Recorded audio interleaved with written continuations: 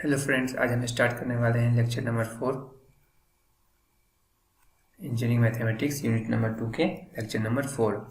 इसके पहले लेक्चर में हमने देखा कि किसी भी फंक्शन का उसके nth डेरिवेटिव किस तरह से निकालते हैं। ठीक है, चलिए इस लेक्चर में आज हम देखेंगे इवोल्यूट क्या होता है, इवोल्यूट, और उसके बाद एक इनवोल्यूट होता है, एक इवोल्यूट होता है। इन दोनों को हम समझेंगे। तो कोई भी फंक्शन दिया रहेगा, ठीक है, वो अगर मान लीजिए कोई कर्व बना रहा है, जैसे फॉर एग्जांपल ये मान लीजिए ये कोई एक कर्व है, इसको हम नाम दे रहे हैं C1। ये क्या है, y equal to f of x, ये कोई फंक्शन है x का। ठीक है, अब आपको पता होगा जब भी कोई कर्व बनता है तो उसमें इनफाइनाइट नंबर ऑफ क्या होते हैं, पॉइंट्स से बनते हैं। ठीक है ना, पॉइंट से ही कर्व, जब पॉइंट्स जो है कंटिन्यूअस मिलते हैं तो वो क्या होते हैं, कर्व का निर्माण करते हैं।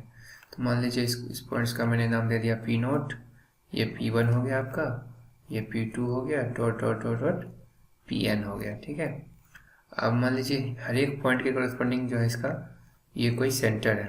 ठीक है, ये भी सेंटर है, ये भी सेंटर है, ये भी सेंटर है। मान लीजिए इसका मैंने नाम दे दिया C0, C1, C2, dot dot dot dot Cn। ठीक है, अब यहाँ से आप देख सकते हैं ये हर एक पॉइंट से जो सेंटर का अगर हम मिला रहे हैं तो उसका हर एक सेंटर का जो डिस्टेंस है वो अलग अलग है। ठीक है, सॉरी यहाँ पे आएगा और ये आपका यहाँ पे आएगा। ठीक है, तो हर एक पॉइंट से क्या है इसका जो सेंटर है उसका रेडियस क्या है, अलग अलग है। ठीक है, तो अगर मान यही कहता है कि जब इस सेंटर को हम एक दूसरे से मिलाते हैं, सेंटर को मिलाते हैं तो एक ही नया कर्व बन के आता है। आप देख रहे होंगे इस कर्व के कॉरस्पॉन्डिंग जो है, इस कर्व के कॉरस्पॉन्डिंग एक ही नया कर्व आया, तो इसी को हम लोग इवोल्यूट कहते हैं। इस गिवन फंक्शन के कॉरस्पॉन्डिंग जो ये हमें जो मतलब जो सेंटर को मिलाने के बाद जो हमें कर्व मिला उसे हम लोग क्या बोलते हैं, इसको हम इवोल्यूट कहते हैं। क्या कहते हैं, इवोल्यूट कहते हैं। और ये जो है, ये जो कर्व है इसको हम लोग इनवोल्यूट कहते हैं। ठीक है, चलिए आगे देखते हैं। तो इसको हम डिफिनीशन से समझेंगे। आपको इवोल्यूट और इनवोल्यूट समझ में आ गया होगा। सिंपल सा है, जब कोई भी फंक्शन है उसके करस्पॉन्डिंग जब कर्व बनता है तो आपको पता है कर्व कभी भी बनता है तो वो उसमें इनफाइनाइट नंबर ऑफ पॉइंट के कंटिन्यूस कॉम्बिनेशन से कर्व बनता है। तो उस पॉइंट के करस्पॉन्डिंग जो है आपका जो भी कर्व है उसका एक सेंटर होगा। ठीक है, तो उस सेंटर को उससे इनफाइनाइट नंबर ऑफ सेंटर्स भी होंगे। जो उस सेंटर को हमने मिलाया एक नया हमें कर्व मिला तो उसी को हम लोग इवोल्यूट बोलते हैं। ठीक है, और उस जिसका जो फंक्शन के कॉरस्पॉन्डिंग जो हमें कर्व मिला था, जो कर्व बना था वो हमें उसे इनवोल्यूट कहते हैं। यहाँ पे मैंने उसी को, चलिए एग्जांपल मतलब डिफिनेशन के थ्रू मैं यहाँ पे आपको समझा रहा हूँ क्या होता है इनवोल्यूट और क्या होता है इवोल्यूट। आपको समझ में आ गया होगा यहाँ तक। चलिए आगे देखते हैं। देखिए इसका डिफिनेशन क्या कहता है, as a point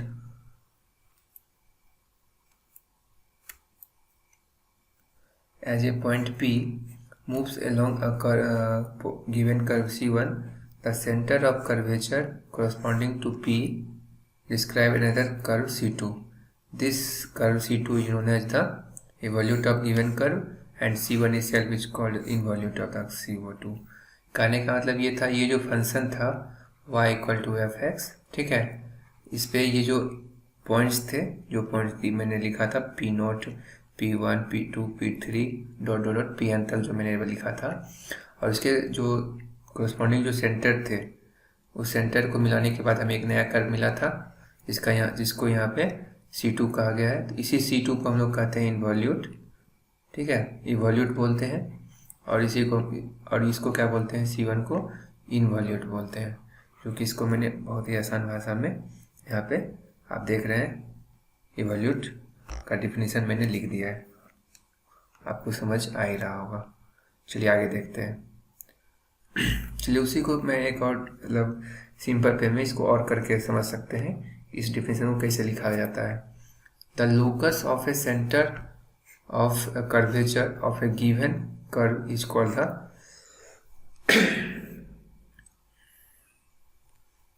the locus of A centre of curvature of A given curve is called the evolute of that curve. मतलब कि जो गिवन कर्व है, जो दिए गए कर्व है, ठीक है, किसी फंक्शन के कॉरेस्पॉन्डिंग जो गिवन कर्व है उसका जो लोकस होते हैं, ठीक है, उसी को लोकस से जो एक कर्व जो जिसका निर्माण हुआ था उसी को हम लोग क्या बोलते हैं, इवोल्यूट कहते हैं, इवोल्यूट कहते हैं of that curve.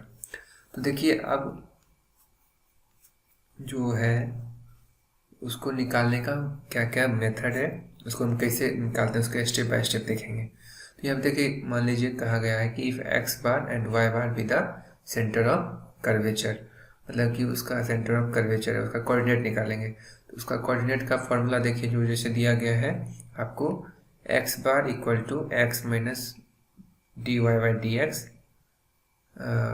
1 plus D Y by D x का whole square upon D two Y upon D x square. आप देखिए यहाँ पे जो D Y by D X है ये फर्स्ट ऑर्डर डेरिवेटिव है, D two Y by D x square जो है आपका सेकेंड ऑर्डर डेरिवेटिव है। तो यहाँ पे आप देख सकते हैं एक्स बार जो कि सेंटर ऑफ कर्वेचर का एक्स कोऑर्डिनेट है, उसको इस तरह से मतलब उसका इक्वेशन इस तरह से आपको डिफाइन होगा, इस तरह से बनाया जाएगा कि उसको हम एक्स माइनस इस तरह से भी लिख सकते हैं। यहाँ पे y1 जो है ये y1 आपका d Y by D x हो गया, और ये y2 जो है वो आपका हो गया d two y d square y upon D x square, मतलब सेकेंड ऑर्डर डेरिवेटिव। तो चलिए उसी को मैंने एक मतलब दूसरे रूप में इसी फॉर्मूले को मैंने इस रूप में लिख दिया है, ठीक है, ताकि आपको आसानी से समझ में आ जाए। देखिए सिमिलरली उसी तरह y जो है वो आपका y बार जो है उसका क्या इक्वेशन होता है, तो y plus 1 plus D Y by D x upon d square y by D x square, ठीक है। तो इसको देखिए y के रूप में लिखेंगे तो ये आपका y जो है y रहेगा, और y1 मतलब फर्स्ट ऑर्डर डेरिवेटिव और y2 मतलब सेकेंड ऑर्डर डेरिवेटिव, उसका स्क्वायर होगा फिर अपॉन सेकेंड ऑर्डर डेरिवेटिव, जो कि मैंने यहाँ पे y1 को क्या लिखा है, यहाँ पे हमने क्या यूज किया है d Y by D x, और y2 को मैंने d square y by D x square assume किया है, ठीक है। तो यहाँ पे एज्यूम लिख सकते हैं। समझ गए होंगे कि कोई भी जो इवोल्यूट है उसका सेंटर ऑफ कर्वेचर जो होता है उसका इक्वेशन क्या होता है, कैसे निकालेंगे, उसका क्या फॉर्मूला है, आपको ये आसानी से याद हो गया होगा।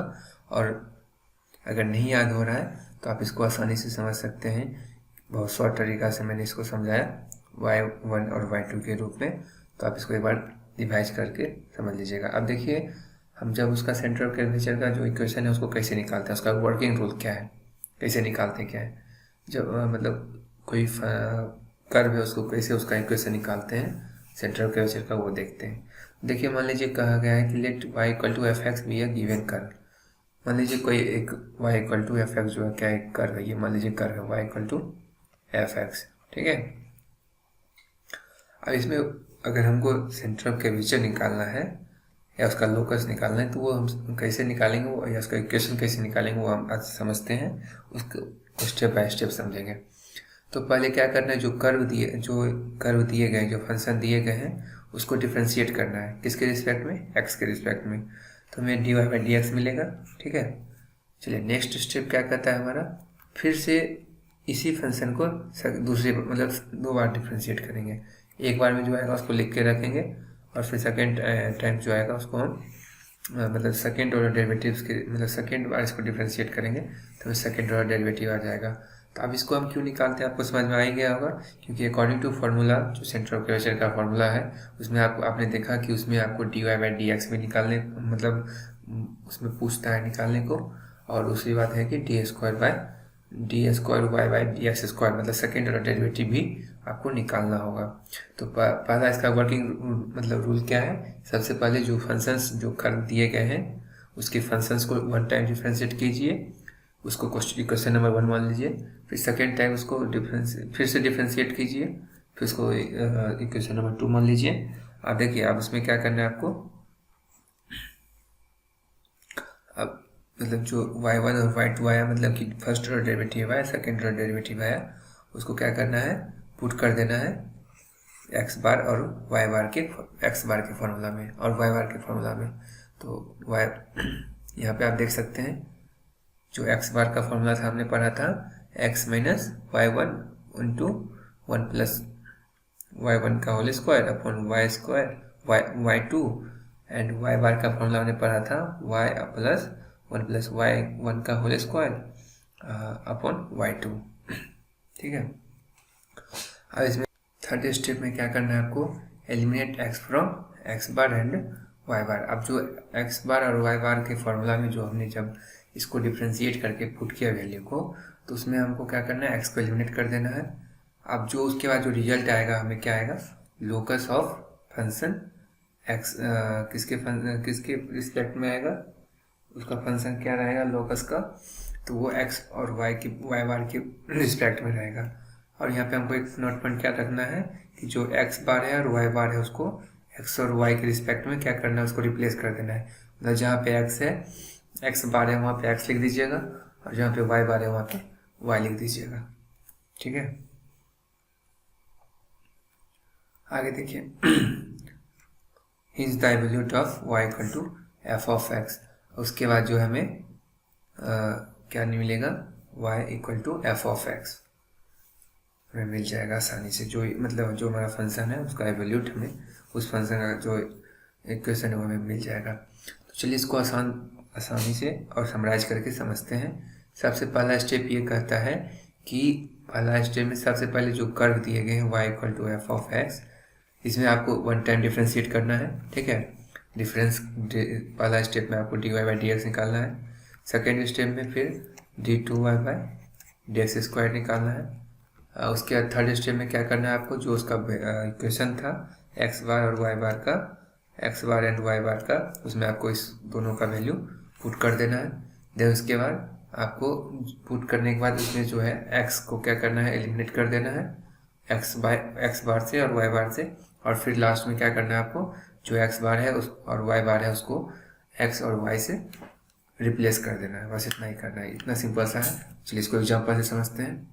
तो देखिए यहाँ पे एग्जाम्पल नंबर 1 जो है हमारा, वो क्या करता है, find the equation of the evolute of curve. ये कर्व दिया गया है, मतलब जो कर्व है उसका इक्वेशन एवोल्यूट का इक्वेशन निकालना है। या फिर ये भी आपको एक मतलब इस तरह से लिखा रहेगा, find the locus of centre of curvature और evolute of the parabola x equal to y 4y। मतलब इसी क्वेश्चन को दो टाइप से मतलब आपको एग्जाम में दे सकता है। तो आप आसानी से इसमें जब एग्जाम में दिया जाएगा तो आप अपने प्रीवियस ईयर क्वेश्चन को देख सकते हैं। उसमें आपको मिनिमम जो है कम से कम इसको 5 मार्क्स में देता ही है। तो आप देख सकते हैं इसमें आप जो मैंने आपको स्टेप बताया उस स्टेप के अकॉर्डिंग आपको क्या करना है, मतलब स्टेप बाय स्टेप आंसर आपको लिखना है। देन आपको जितना मैक्सिमम मार्क्स है उतना आपको पूरा गेन हो सकता है। जो स्टेप मैंने बताया उसको आप अगर फॉलो कीजिएगा तो सबसे पहला इसमें स्टेप क्या है कि पहला स्टेप मैंने क्या बताया था आपको कि y equal to f of x निकालना है। मतलब जो मैं फंक्शन ऑफ कर्व है उसे हमें निकालना है। तो यहाँ पे देखिए x square equal to 4y है, तो y equal to x square by 4 हो गया। ये हमारा इक्वेशन नंबर 1 हो गया। अब स्टेप नंबर 1 के अकॉर्डिंग मतलब ये तो हमारा फंक्शन निकल गया। अब पहले क्या करना है, इसको x के रिस्पेक्ट में इस फंक्शन को डिफ्रेंशिएट करना है, मतलब कि y1 निकालना है। तो y1 मैंने निकाल लिया जो कि आया एक्स स्क्वायर बाई 2। ठीक है, ये हमारा इक्वेशन नंबर 2 मैंने इसको मान लिया। ठीक है, चलिए आगे देखिए जो सेकेंड स्टेप है उसमें आपको फिर से डिफ्रेंशिएट करना होगा उसी इक्वेशन नंबर 2 को। पहले इक्वेशन नंबर 1 को हमने डिफ्रेंशिएट किया एक्स के रिस्पेक्ट में। अब स्टेप नंबर 2 में क्या करना है, फिर से उसको इक्वेशन नंबर 2 को डिफ्रेंशिएट करना है एक्स के रिस्पेक्ट में।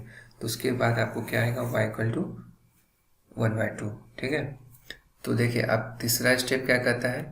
अब हम लोग जैसा कि जानते हैं अकॉर्डिंग टू फार्मूला जो है वो क्या है, x बार का फार्मूला ये है x minus y1 into 1 plus y1 का whole square upon y2।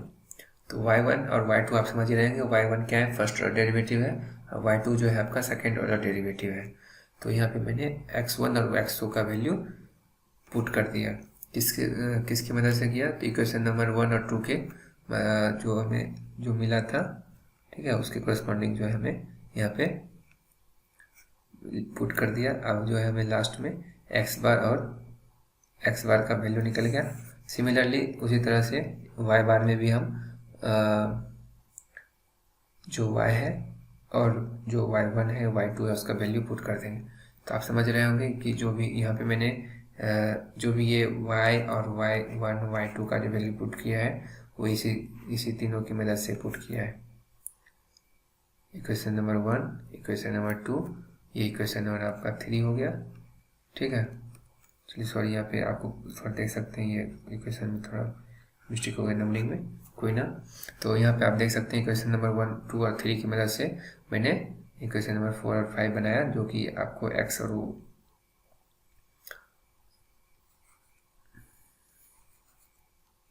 x बार और y बार का वैल्यू आपको यहाँ पे मिल गया। अब देखिए जो नेक्स्ट स्टेप है हमारा, उसमें क्या दिया गया है,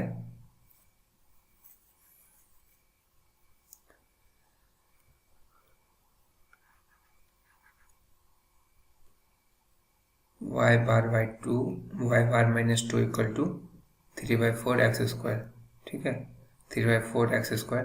अब इसमें देखिए जब इसमें क्या करेंगे, क्यूबिक बोथ साइड, इसमें अब हमको x को एलिमिनेट करना है x बार से और y बार से, तो क्यूबिक दोनों साइड करेंगे तो ये आपका ये हो जाएगा, मतलब दोनों साइड क्यूब कीजिएगा तो ये y बार माइनस 2 का होल क्यूब में upon equal to 3/4 x square का होल क्यूब आ गया, ठीक है। आप देखिए यहाँ पे जब मैंने इसको वैल्यू को पुट किया तो आप यहाँ पे देख सकते हैं हमें ये लास्ट में आंसर आया, ठीक है। ये क्वेश्चन नंबर 6 मान लीजिए। अब देखिए एक्स क्यूब का वैल्यू हम क्या पुट कर देंगे, माइनस का 4x बार कहाँ से ये आया, तो ये हमें फ्रॉम इक्वेशन 3 से आया। इक्वेशन नंबर 3 क्या था हमारा, आप देख सकते हैं equation number 3, sorry equation number ये 4 आपका हो गया, तो ये इक्वेशन नंबर 4 हो गया आपका, इक्वेशन नंबर 4।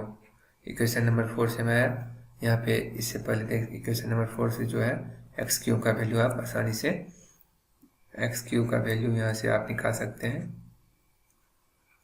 क्या है आपको एक्स क्यूब का, ये आपका 4x बार आ गया, ये माइनस में आ गया, तो यहाँ पे देख सकते हैं मैंने वही पुट कर दिया, ठीक है, किसमें, इक्वेशन नंबर 6 में पुट कर दिया। तो अब एक्स क्यूब का वैल्यू मैंने 4x बार पुट कर दिया, तो हमें इस तरह से इक्वेशन मिल गया, ठीक है। अब जो इक्वेशन हमें मिला उसको हम देख सकते हैं ये y बार और x बार के रूप में है। अब इसमें क्या करना है, y बार को y से रिप्लेस कर देना है, x बार को x से रिप्लेस कर देना है, तो हमें एट लास्ट जो है जो इक्वेशन मिलेगा वो हमारा क्या होगा, रिक्वायर्ड इक्वेशन होगा इवैल्यूट का, ठीक है। इस इवैल्यूट का ये हमारा रिक्वायर्ड इक्वेशन होगा, तो ये हमारा सॉल्यूशन हो गया। अब देखिए यहाँ पे आप देख रहे होंगे जब इस क्वेश्चन को आपने सॉल्व किया होगा तो ये बहुत ही आसान टॉपिक है, इसको आप आसानी से समझ सकते हैं। इसमें बस 2-3 स्टेप्स उसको याद रखिए, आसानी से हो जाएगा। बस फॉर्मूला याद रखिए और जो उसका जो फर्स्ट डिफरेंशिएशन है, first order derivative, second order derivative, उसको याद रखिए, आसानी से आप सॉल्व कर सकते हैं। तो यहाँ पे आप देखिए इस क्वेश्चन में जो है मैंने यहाँ जो है इसको यहाँ पे क्यों किया था, बोथ साइड क्यों किया, क्योंकि मैंने अकॉर्डिंग टू स्टेप के अकॉर्डिंग मैंने क्या बताया था आपको, एक्स को वो मतलब जो है वाई एक्स बार और वाई बार दोनों से एक्स को एलिमिनेट करना होगा, ठीक है। तो मैंने एलिमिनेट कर दिया। तो अब एलिमिनेट करने के लिए मैंने देखा कि इक्वेशन नंबर जो हमारा 4 था, जो इक्वेशन नंबर हमारा 4 था उसमें एक्स क्यूब था, तो एक्स क्यूब को अब हम यहाँ पे एक्स था वहाँ पे एक्स क्यूब था, तो मैंने इसलिए उसको क्यूब कर दिया, तो हमें एक टर्म आ गया और उसके बाद हम उसको एक्स को एलिमिनेट कर दिए, तो आपको आसानी से यहाँ पे मिल गया होगा। आज हम नेक्स्ट क्वेश्चन देखते हैं। नेक्स्ट क्वेश्चन हमारा ये कहता है कि find the equation of evolute of hyperbola, जो कि आपका इक्वेशन ये दिया गया है, उसको इवैल्यूट उसी को डिड्यूस करना है रेक्टेंगुलर हाइपरबोला में। तो चलिए इसको हम सॉल्व करते हैं। अब इसमें जो सबसे पहला स्टेप है, जो हमारा इक्वेशन दिया गया है y equal to f of x के रूप में इसको चेंज करना है, या फिर y equal to f of x इसलिए हम बोल रहे हैं क्योंकि हमको d Y by D x निकालना है। तो चलिए इस इक्वेशन को हम पहले डिफ्रेंशिएट कर लेते हैं, तो उसके कोरस्पॉन्डिंग जो है हमारा ये आंसर आएगा। अगर इसको डिफ्रेंशिएट करेंगे x के रिस्पेक्ट में तो ये हमारा a और b जो है कॉन्स्टेंट हो जाएगा, y जो है हमारा वो फंक्शन है, तो दैट मीन्स इसको हम डिफ्रेंशिएट करेंगे तो हमारा 2y D Y by D X क्या आएगा, B square X by A two Y आ जाएगा, ए स्क्वायर बाय वाई आ जाएगा। फिर इसको मैंने डिफ्रेंशिएट किया, तो अब यहाँ पे आप देख सकते हैं जो इक्वेशन नंबर 2 को मैंने डिफ्रेंशिएट किया, तो इसमें बी स्क्वायर अपॉन ए स्क्वायर जो है आपका वह कांस्टेंट है, और यहाँ पे आपको क्या हो जाएगा, डी वाई बाय जो डी हमारा फंक्शन है y बाई एक्स है, इसको x के रिस्पेक्ट में डिफ्रेंशिएट करना है, ठीक है ना। तो अब इसमें u अपॉन v का फॉर्मूला आपको पता होगा, वो लगा दीजिएगा। तो u अपॉन v में जो है आपका u पहले v तो एज इट इज रहेगा, v means y as it is रहेगा, और x का डिफ्रेंशिएशन करेंगे तो x के रिस्पेक्ट में तो 1 आएगा, फिर माइनस आता है, फिर क्या होता है, फिर जो सेकेंड फंक्शन उसको डिफ्रेंशिएट करेंगे तो D Y by D x, और first function as it is रहेगा, और आपका जो है ये वी स्क्वायर है वो भी क्या है आपका वाई स्क्वायर है, तो ये आएगा। तो अब यहाँ पे d Y by D x का वैल्यू जो है हमें जो इक्वेशन नंबर 1 है उससे पुट कर देंगे, तो हमें उस तरह से जो डिफ्रेंशिएट सेकेंड ऑर्डर डेरिवेटिव आएगा वो हमारा ये आएगा। तो हम देख सकते हैं कि जो हमारा इक्वेशन आया वो y2 आया, मतलब कि dy by d2 y by D x square जो है हमारा इस तरह से इसको सॉल्व करने के बाद आया। अब कैसे है वो आप समझ गए होंगे। आपको u अपॉन v का जो डिफरेंशियल मीन्स जो डिवीजन रूल है वो आपको पता होगा। तो चलिए आगे देखते हैं। आगे जो है हमारा वो है, इसको हम सेकेंड ऑर्डर डेरिवेटिव निकाल दिए। आप क्या करता है कि जो इक्वेशन दिया गया है, ठीक है, तो यहाँ पे इक्वेशन नंबर 1 में जो हमारे मतलब पैराबोला का जो इक्वेशन था, हाइपरबोला का सॉरी, तो उसमें ये इक्वेशन इस तरह से दिया हुआ था, ठीक है। तो इसको हम इस तरह से भी लिख सकते हैं। तो देख लीजिए एक बार, आप देख सकते हैं जो इक्वेशन हमारा 1 था ये इस तरह से दिया हुआ था हाइपरबोला का, तो उसको मैंने इस फॉर्म में लिखा। बस कुछ नहीं है, सिंपल सा कैलकुलेशन है। तो यहाँ पे मैंने इसको सॉल्व करके ये लिख दिया, ठीक है। आप क्या करना है, हमको सेंटर ऑफ कर्वेचर का जो एक्स बार और वाई बार निकालना है, जो फॉर्मूला है उसके अकॉर्डिंग हमें इसको पुट कर देना है। तो एक्स बार और वाई बार में जो हमें जो वैल्यू हमें निकला है उसको हम एज इट इज पुट कर देंगे, ठीक है। तो पुट कर दिए तो हमारा y1 y2 और y1 का होल स्क्वायर का जो भी फॉर्मूला है सब कुछ यहाँ पे निकल गया। तो हमें लास्ट में देख सकते हैं जो हमारा इक्वेशन है एक्स बार का वो इस प्रकार आया, ठीक है। और सिमिलरली आप देख सकते हैं जो वाई बार है उसमें भी उसका ये फॉर्मूला होता है। तो उसको भी मैंने पूरा सॉल्व करके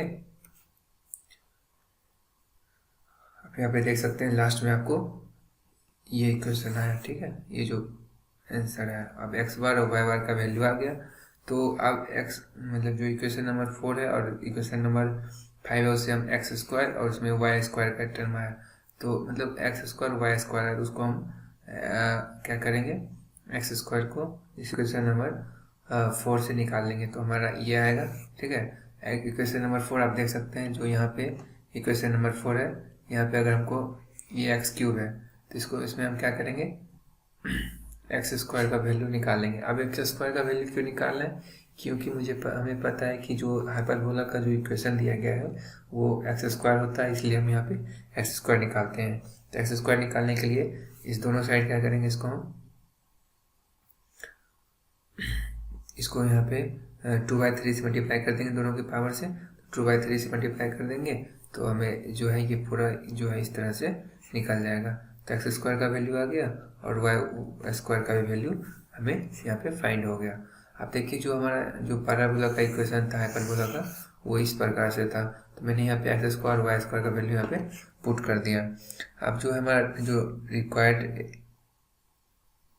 इवेल्यूट जो है वो क्या आएगा हमारा, देख सकते हैं आप यहाँ पे वो कुछ इस प्रकार आएगा, a इंटू एक्स बार, ठीक है, की पावर 2/3। अब ये जो है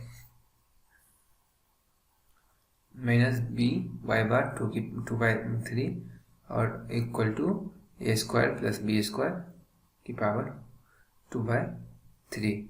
ये हमारा क्या आएगा, जो इवैल्यूट है, रिक्वायर्ड इवैल्यूट, उसका हमें सॉल्यूशन मिल गया, इक्वेशन मिल गया। सिंपल सा इसमें है, पहले इसको डिफ्रेंशिएट करना है, फिर से डिफ्रेंशिएट करना है, फिर एक्स और वाई, एक्स बार और वाई बार में से एक्स को एलिमिनेट करना है, ठीक है, और फिर उसको हम एलिमिनेट करने का जो हमें इक्वेशन आएगा उसमें हम उसको पुट कर देंगे, ठीक है। तो हमें जो है एक्स बार और वाई बार के रूप में इक्वेशन आ गया। तो हम चाहेंगे तो इसको हम यहाँ एक्स बार को एक्स से रिप्लेस कर देंगे, ठीक है, और वाई बार को वाई से रिप्लेस कर देंगे। तो 2/3 हो जाएगा equal to a square plus b square की पावर 2/3, ठीक है।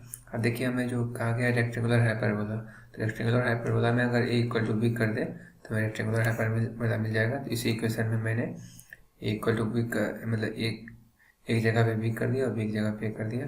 तो यहाँ पे मैं हमारा जो है, यहाँ पे देख सकते हैं ये आपका ए स्क्वायर हो जाएगा, ठीक है। मैंने यहाँ पे थोड़ा सा सिंपलेस्ट फॉर्म में किया है, आप देख सकते हैं ए स्क्वायर जो है एक्स मतलब इस पूरा का 2/3 पावर होगा, इसको मैं डिरेक्ट कर दे रहा हूँ, ठीक है। यहाँ पे इसका पूरा का पावर 2/a, यहाँ पे बी की जगह पे हो जाएगा और इक्वल टू ये आपका ए स्क्वायर प्लस बी स्क्वायर है, तो ये आपका हो जाएगा 2a स्क्वायर,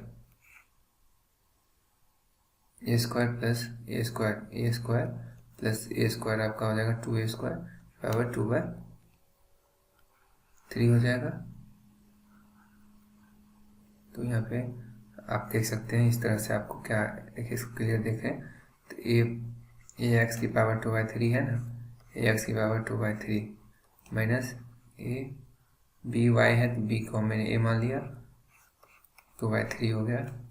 यहाँ पे ए स्क्वायर प्लस ए स्क्वायर मतलब कि 2a स्क्वायर की पावर 2/3। अब यहाँ पे देख सकते हैं मैं यहाँ से ए की पावर 2/3 एक्स 2/3 लिख दिया इसको, माइनस मतलब ए की पावर 2/3 जो मैंने निकाल लिया। तो ये आपका हो जाएगा, इधर से भी मैंने ए की पावर 2/3 मैंने निकाल दिया, ये आपका हो जाएगा 2a की पावर क्या हो जाएगा, a की पावर 2/3 मैंने निकाल लिया, तो क्या बचेगा यहाँ पे 2a की पावर 2/3 हो जाएगा। ये से ये कट गया, तो लास्ट में आपको ये और ये आंसर मिला, ठीक है। तो यहाँ पे मैंने वही लिख रखा है। अब एक्स बार की जगह पे एक्स लिख देंगे, तो 2/3 minus y 2/3 equal to 2a power 2/3। ये आपका हाइपरबोला का जो रेक्टेंगुलर हाइपरबोला है उसका एवल्यूट का फॉर्मूला निकल गया। तो आप यहाँ पे आप आसानी से देख सकते हैं, एग्जाम्पल नंबर 1 एग्जाम्पल नंबर 2 से आपको समझ में आ गया होगा किस तरह से हम कोई भी इक्वेशन का एवल्यूट का फॉर्मूला निकालते हैं, ठीक है।